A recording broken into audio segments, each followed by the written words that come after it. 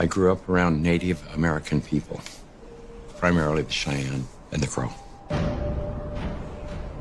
I remember coming home one day and we were going to go into one of the kids' teepees with his parents, and the mother said, "Take those shoes off, they'll make you sick."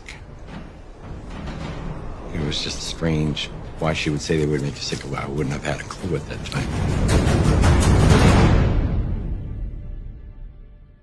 In simple terms, grounding is literally putting your bare feet on the ground.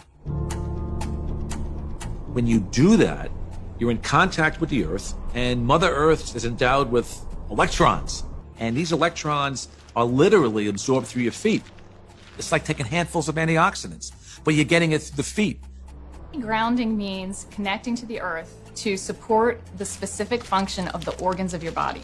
It supports the body as a whole, but it specifically supports organ systems down to the tissues and the cellular function of the entire body. In 1960, we invented synthetic materials. The first thing we did was we put synthetic soles on the shoes. We started wearing sneakers. So it's the most common sense thing that we are organisms that live and grow and depend entirely on the earth while we're alive. And yet we have completely isolated ourselves from it. We're so disconnected that it becomes this weird thing if we actually slip our shoes off. 95% of people walk insulated on the earth. This was the single thing that happened that probably caused the proliferation of inflammation-related health disorders far and above anything else. This is so incredible. This is Nobel Prize material. I got involved in the cable industry in the early 60s. I first learned the need to ground cable signals as we were developing the industry. When you run a wire into the house, before you can go into the house, you have to ground the cable. I mean, you have miles of wire hanging up there in the air. If there's lightning in the air, it's going to hit the cable. And so what you want to do is create a path to ground for the lightning so that it doesn't enter the house or blow up the TV or create a fire. One day I was sitting at a computer and the computer kept crashing. I knew it was static electricity, so I put a piece of tape across my desk and grounded it. Then I realized in that process that the outlet wasn't grounded, so I fixed it so that I could get rid of the static electricity. And I didn't think too much about it. I walked outdoors and I sat on a bench. This tour bus pulled up, and it looked like they had just been to one of these outlet malls, and white Nike shoes were on sale. It just dawned on me. I asked the question, I said, I wonder if it's possible that humans are, we're no longer naturally grounded. I wonder if these shoes could be interfering with us. So that night, I went to the hardware store and I bought a roll of metal duct tape.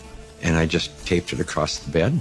I threw a wire out the window and it had a ground rod outside. I connected to the ground rod on one side, connected to the metal duct tape that I had laid on the bed. So when I laid down on the duct tape, I was like grounded because it was connected to the earth. I woke up the next morning and I thought, holy cow, there's something going on here, because normally for me to go to sleep, I had to take Advil. So I tried to find out what I could. The internet was hardly anything. This is back in '99. Went down to the University of Arizona into one of their medical libraries, and there was nothing. And in fact, I even tried to find the cause of chronic pain. The cause of MS was unknown. The cause of arthritis, unknown. They didn't know. Nobody knew. So I thought, well, I'll go out to LA. I'll go to UCLA and ask them. They pretty much laughed me off campus. They said, you expect us to believe that somebody's going to put a nail in the ground, tie a wire around somebody's toe, and it's going to make them sleep better? I said, get out of here. Go away. You're nuts. So I ended up having to put together my own study, and we grounded 60 people, and the reports that came in were unbelievable. TMJ disappeared, PMS disappeared, inflammation reduced, pain. Everybody slept better. Found an anesthesiologist in San Diego, and he says, I don't think there's anything to what you're doing. There's got to be an anomaly here, but I'll entertain you. He says, I will prove that you're wrong. We did the study. It's the first study that I did that was a legitimate study where we had quantifiable data. Then we decided, well, we're going to do a big study now. And we ended up attracting scientists, physicists. When they saw the study, everybody said, well, this is really pretty interesting.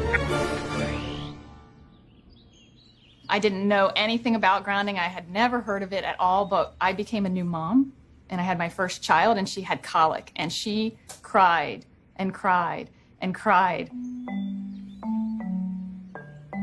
First thing I did, being a physician myself, was take her to the pediatrician, and remember distinctly leaving that pediatrician's office with a knot in my stomach, because the first thing they told me is, it's a baby, let him cry.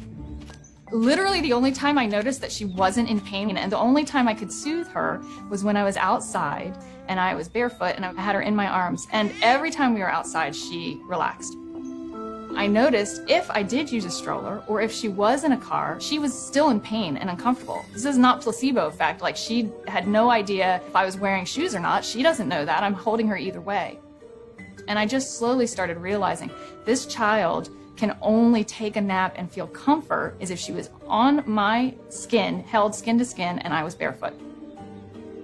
She'd be dead asleep, and if I stepped in the house and took both my feet off the ground, she would wake back up and the pain response would come back.